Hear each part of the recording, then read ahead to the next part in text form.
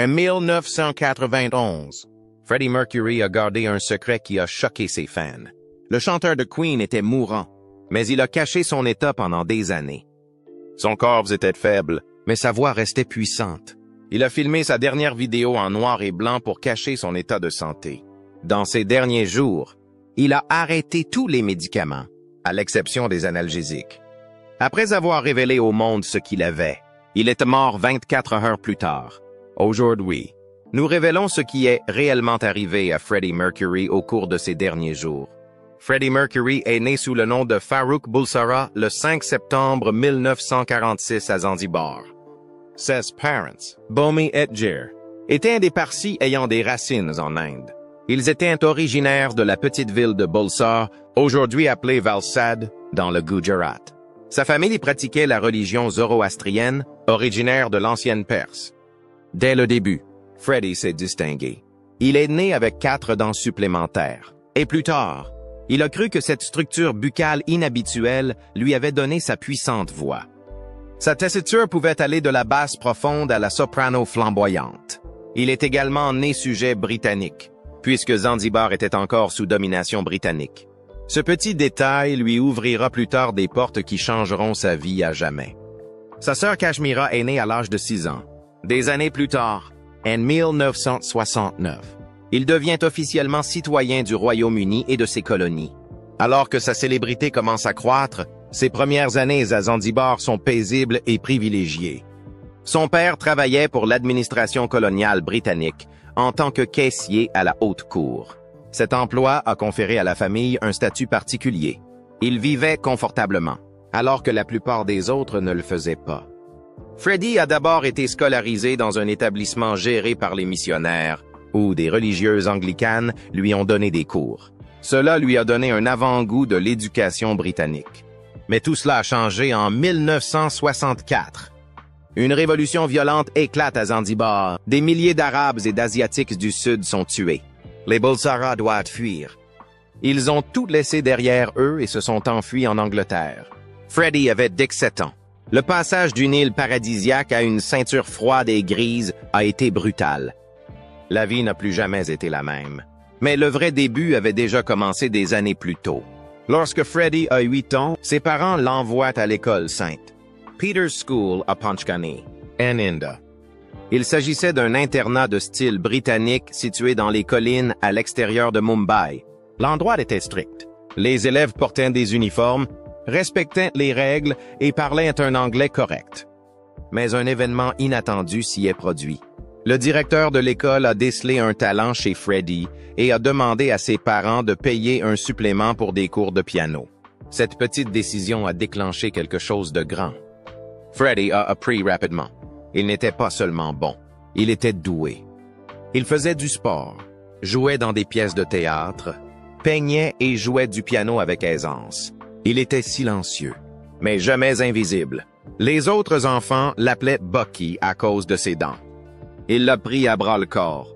À 12 ans, il a remporté un prix scolaire pour avoir été le meilleur joueur polyvalent. Voilà Freddie en quelques mots. Bon en tout, surtout quand il s'agit de se produire. En 1963, il retourne à Zanzibar, plein d'idées et d'un nouveau sens de l'identité. Mais avant cela, il avait déjà ressenti le frisson de la scène. Pendant qu'il était à St. Peter's, Freddie rejoint un groupe appelé The Hectics. Il n'a que 12 ans et le groupe comprend 4 autres garçons, Bruce, Derek, Farang et Victory. Il joue des chansons d'Elvis, de Cliff Richard et de Little Richard. Freddie joue du piano et chante parfois. Les gens étaient choqués par la facilité avec laquelle il copiait la musique rien qu'en l'entendant. Ses doigts volent sur les touches. Lors des manifestations scolaires, le groupe devient une mini-sensation. Les enfants criaient. Ils applaudissent et dansent.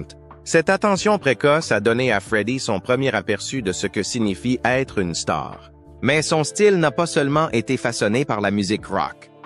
Il a également écouté les grands noms de Bollywood comme Lata Mangeshkar et Kishore Kumar. Leur chant émotionnel influencera plus tard la façon dont Queen créera des chansons dramatiques et théâtrales. Lorsqu'il quitte St.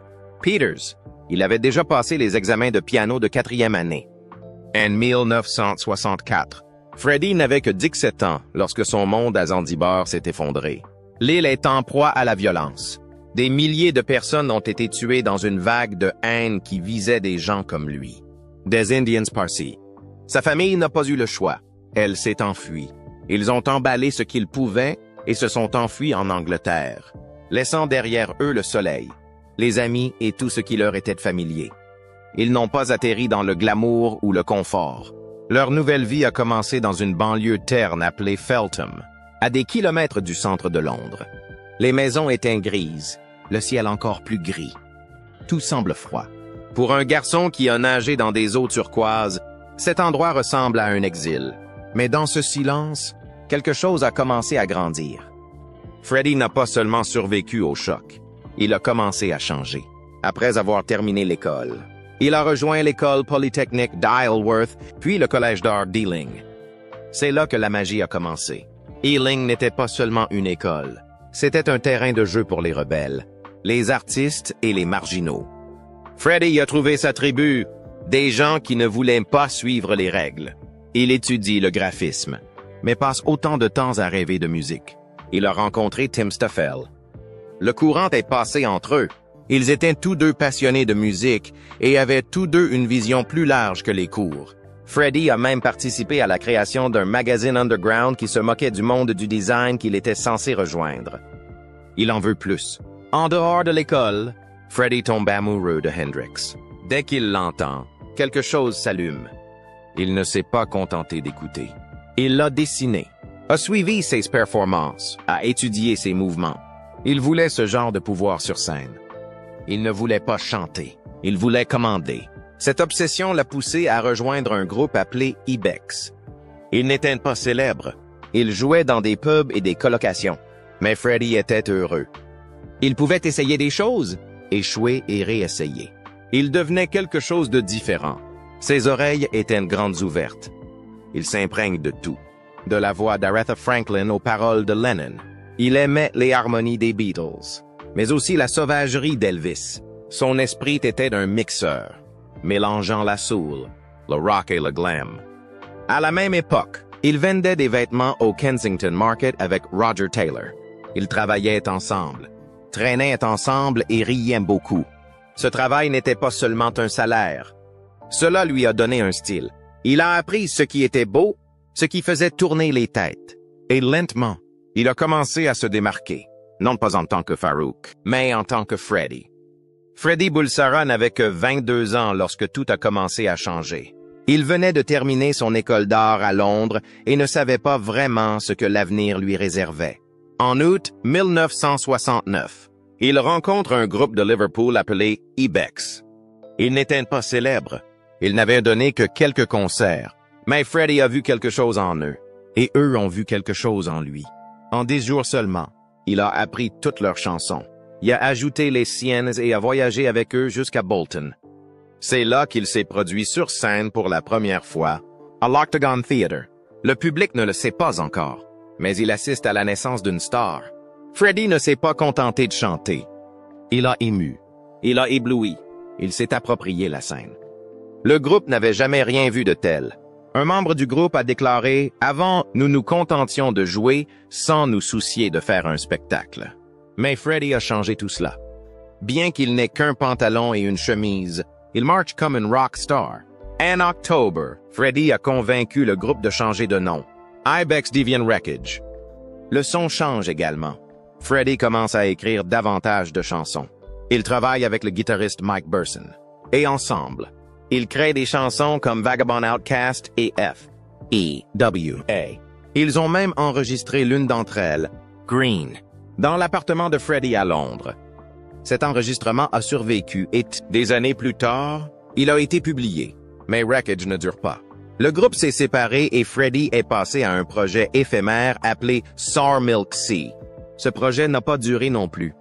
Freddie n'est pas ébranlé pour autant. Il voyait déjà plus grand. Il a dit un jour à ses anciens camarades de groupe, « Nous n'allons pas réussir en jouant toutes ces conneries de blues à 3 accords. Nous devons écrire nos propres chansons. » C'est alors que survient le coup de théâtre auquel personne ne s'attendait. Le 29 mars 1970, Tim Staffel quitte son groupe. Ce groupe s'appelait Smile et comptait 2 autres membres, Brian May et Roger Taylor. Tim était ami avec Freddie depuis l'école des beaux-arts. Ils se sont rencontrés en 1965. Lorsque Tim est parti, Freddie n'a pas perdu de temps. Il est entré. C'était le destin. Smile avait déjà du talent, mais Freddie apportait quelque chose de différent, de magnétique. Il avait la voix, la vision et la confiance. Avant même de rejoindre le groupe, il avait l'habitude d'assister à leurs concerts et de leur dire comment ils pouvaient s'améliorer. Brian et Roger n'étaient pas sûrs au début. Roger dira plus tard qu'il était juste mon copain fou. Pas un chanteur, juste quelqu'un qui était toujours prêt à s'amuser. Mais les choses ont vite changé. Freddie n'attendait que ça. Et une fois qu'il est entré, il n'y a plus eu de retour en arrière. Il a poussé le groupe à être plus dramatique. Il leur a demandé de faire preuve d'audace dans leur présence sur scène, dans leurs costumes, dans tout ce qu'ils faisaient. Il voulait qu'ils soient plus grands que nature. Il a alors suggéré un nouveau nom, Queen. Cela sonnait grandiose. Ça sonnait royal. Brian et Roger ont hésité. Ils pensaient que c'était trop. Mais Freddie est resté ferme. Il a dit que c'était parfait. Universal. Fortet. Oui, même un peu provocateur. À la même époque, il change de nom pour s'appeler Mercury. Il ne s'agissait pas seulement d'un nouveau groupe. Il s'agissait d'une véritable réinvention, mais il n'était pas encore au complet. Ils avaient besoin d'un bassiste. Et c'est là que le bas blesse. Ils en ont essayé plusieurs, mais aucun n'a vraiment accroché.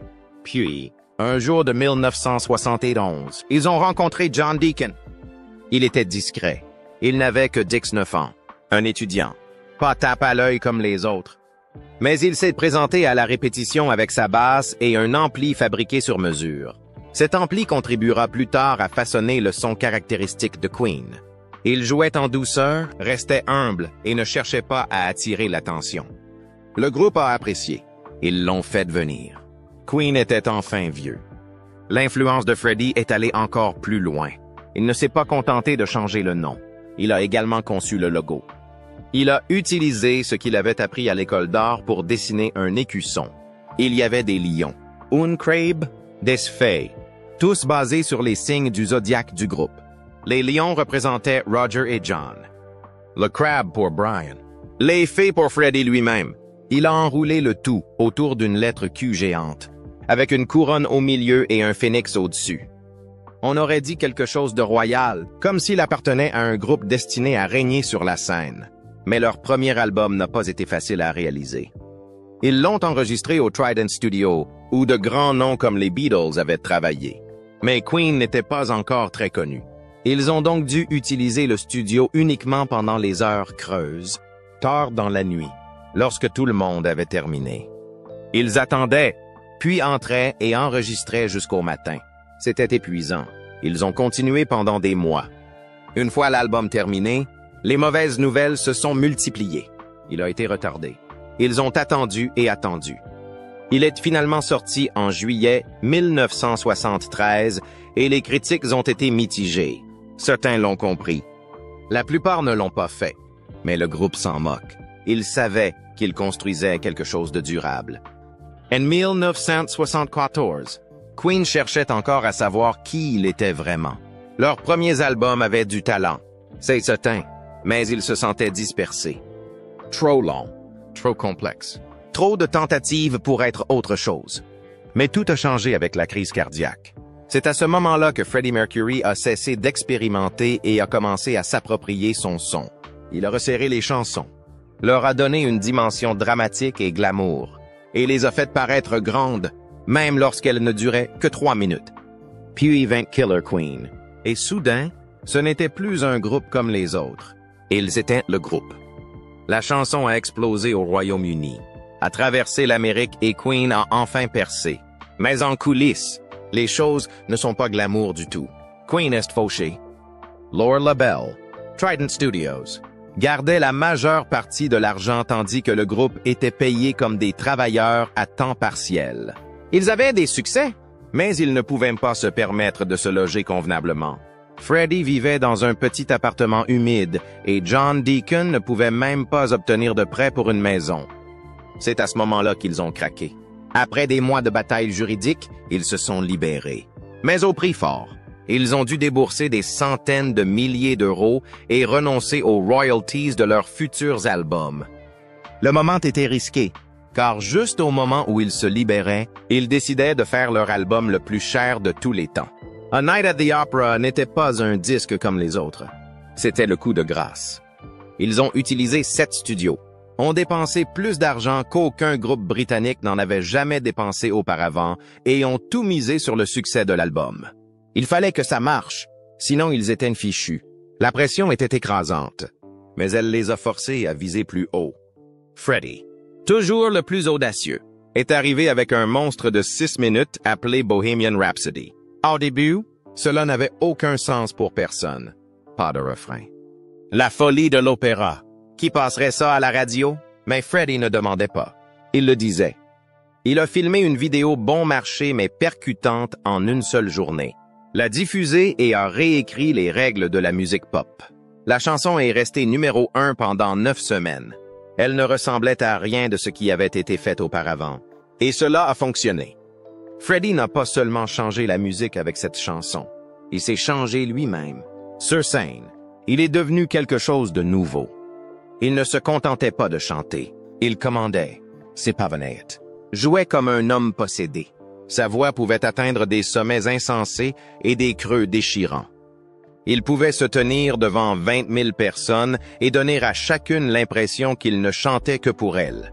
Ce pied de micro cassé qu'il a accidentellement brisé, il en a fait un accessoire, une arme, un mouvement caractéristique. Lorsqu'il a chanté Bohemian Rhapsody en direct pour la première fois, les gens n'assistaient pas seulement à un concert. Ils assistaient à un spectacle en plein essor. Puis vint cette nuit de 1977, Bingley Hall. Après le concert du groupe, la foule s'est soudain mise à chanter « You'll Never Walk Alone ». Personne ne l'avait prévu. C'est arrivé comme ça. Freddie regarde, stupéfait. Il s'est tourné vers Brian May et lui a dit « Il nous faut des chansons pour ça ». Ce moment a inspiré « We Will Rock You » et « We Are the Champions », 2 des hymnes de stade les plus emblématiques de l'histoire, nés d'un moment d'émotion brute avec les fans. Mercury ne se contentait plus de jouer. Il créait de la musique que les foules pouvaient lui crier. Et c'est ce qu'elle faisait chaque soir. Lorsque Another One Bites the Dust sort en 1980, Freddie a éloigné Queen de ses racines glam rock. La chanson était funky, nerveuse et totalement inattendue. Les gens pensaient que Queen n'y parviendrait pas, mais c'est pourtant ce qu'ils ont fait. Elle est devenue leur plus grand succès aux États-Unis. Mercury n'est jamais resté dans une seule voie. Il n'a cessé de bouger, de se réinventer. C'est pourquoi sa musique a continué à toucher de nouvelles personnes. Personne ne pouvait l'épingler. Et avec le succès venait l'indulgence. Mercury ne croyait pas à l'épargne. Il croyait qu'il fallait le dépenser. S'il aimait quelque chose, il l'achetait. Si sa sœur avait besoin d'une cuisine, elle en achetait une nouvelle. Si une bijouterie était fermée, il la faisait ouvrir juste pour lui. Sa fête d'anniversaire à Ibiza a été une pure folie. Sept cents invité, un gâteau géant inspiré de la cathédrale de Gaudi et des centaines de verres cassés à la fin. Freddie ne se contentait pas de vivre en grand. Il a vécu plus fort que n'importe qui d'autre, mais tout ce qu'il a fait ne s'est pas transformé en or. En 1984, Queen a décidé de jouer à Sun City, en Afrique du Sud, en plein régime d'apartheid. C'était légal, mais c'était controversé. Il y a eu un boycott culturel. La plupart des artistes ont refusé d'y aller. Queen s'y est quand même rendu. Ils ont dit que ce n'était pas politique, mais d'autres ont vu les choses différemment. Le retour de bâton a été brutal. Ils ont été condamnés à des amendes, mis à l'index et cités dans des chansons de protestation. Des années plus tard, même le groupe a admis qu'il avait peut-être commis une erreur. Ils ne l'ont pas fait pour l'argent, ont-ils affirmé, mais le mal était fait. Freddie Mercury était toujours à la recherche de quelque chose de nouveau. En 1980, cette course-poursuite a conduit Queen en territoire inconnu, sur la bande originale du film Flash Gordon. Il ne s'agissait pas d'un album de rock à part entière, et seules quelques chansons comportaient des paroles. Brian May s'est chargé de la majeure partie du travail en se plongeant dans les synthétiseurs qui étaient encore nouveaux pour le groupe. Les fans ne savaient pas trop quoi en penser. Certains ont trouvé la musique plus excitante que le film, d'autres n'ont rien compris. Mais cet étrange projet laissait présager quelque chose de plus grand. Queen était sur le point de changer de direction, et tout le monde ne suivrait pas. 2 ans plus tard, le groupe s'éloignait encore plus de son chemin avec Hot Space. C'était du disco, du funk, des synthés partout. Ce n'était pas le Queen dont les gens se souviennent. John Deacon et Freddie étaient à fond dedans. Ce n'était pas le cas de Brian et Roger. La tension était évidente, tout comme les dégâts. Les longues nuits à Munich se sont transformées en longues bagarres. Tout le monde a trop bu. Brian a dit qu'ils étaient émotionnellement anéantis. Roger reproche à Paul Printer, le manager de Freddie, d'avoir poussé le groupe vers la musique de club gay. Pour certains, ce n'était pas seulement un mauvais album. C'était comme une trahison. Mais même si les fans se détournaient, d'autres écoutaient. Michael Jackson a pris des notes. Les musiciens ont prêté attention. Hot Space a peut-être fait un flop, mais ses empreintes ont été omniprésentes dans les années qui ont suivi. Au milieu de ce chaos, quelque chose de magique s'est produit. Queen a rencontré David Bowie dans un studio en Suisse. Ce qui avait commencé comme un jam s'est transformé en pression. Cette ligne de base, c'est du Deacon à l'état pur. L'énergie, un choc total. Freddie et Bowie se sont constamment disputés, mais cette étincelle a rendu la chanson inoubliable. Il est entré directement en première position. Et cela a prouvé quelque chose. Il pouvait encore surprendre les gens, même s'ils étaient en train de s'effondrer en coulisses. En 1983, ils avaient besoin d'une pause. Ils n'étaient pas seulement fatigués, ils étaient épuisés. Ils ont passé des années à enregistrer, à tourner et à se disputer. Aujourd'hui, ils s'arrêtent. Pour la première fois depuis leur début, Queen fait une pause. La pause leur a permis de respirer, mais elle n'a pas tout réglé. Le groupe est divisé en 2. Freddie et Deacon voulaient plus de danse. Brian et Roger s'accrochent au rock. La loyauté de Freddie envers Printer n'a fait qu'empirer les choses. Ce silence leur a permis de se rappeler qui ils étaient et ce qu'ils pouvaient encore devenir. C'est alors qu'interviennent les travaux de 1984, qui constituent la remise à zéro dont ils avaient besoin. Freddie a apporté son flair. Deacon a ajouté le rythme. Mais Brian et Roger ont finalement récupéré leur guitare. Le son était équilibré. Le rock et la pop ensemble. Radio Gaga a explosé. I Want to Break Free est devenu un hymne. Le groupe est de retour. Ils sont restés dans les hit parades pendant près de 2 ans. Et cette fois, le monde entier l'a remarqué. Sauf l'Amérique. Le clip de I Want to Break Free montrait le groupe en travesti. Le Royaume-Uni a eu ce que MTV n'a pas eu. La vidéo a été interdite. Les fans se sont détournés. À Rio, lorsque Freddie a porté le costume sur scène, la foule lui a jeté des objets. C'était brutal.